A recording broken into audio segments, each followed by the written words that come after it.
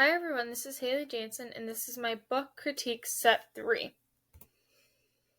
The books I have chosen for this book critique are Wonder, Bud Not Buddy, Shiloh, Sounder, and Miracles on Maple Hill. The theme of these books is hardships, so every single book goes through some type of hardships, and that's why I picked these 5 books.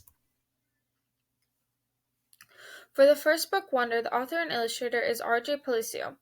The book has won the Dorothy Canfield Fisher Children's Book Award. The genre is realistic fiction. The reading level is generally from 3rd to 8th grade.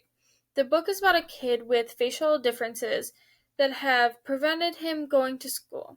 As Augie enters middle school, like 5th grade, he struggles to discover acceptance and compassion. His journey will prove you can't blend in where you were born to stand out. This is a book I decided to do my 2 lesson plans on.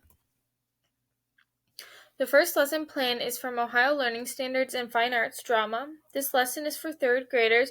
The standard states use voice, movement, space, and physical objects to communicate a storyline and a character's thoughts, feelings, and ideas. This lesson is to do a reader's theater of parts of Wonder.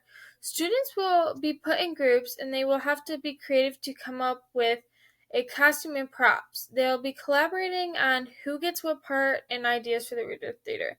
The critical thinking would be how they act the reader's theater out and finding out what to use as props. The students will be communicating to each other to make sure the reader's theater goes smoothly. The technology part of this lesson is the students will be recording it using their technology, either on Flipgrid, iMovie, or whatever technology they are comfortable with.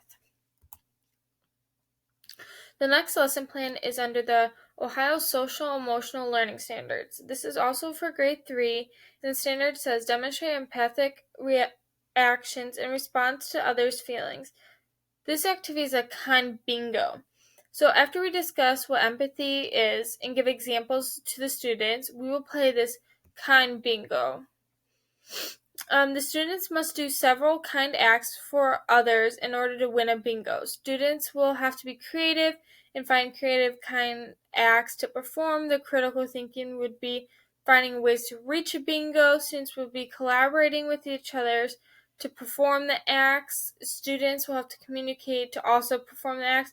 For this technology, the teacher will have this on a smart board, and once a certain student is done with a kind act, they'll write their name or initials in each box, and that's the technology for that lesson.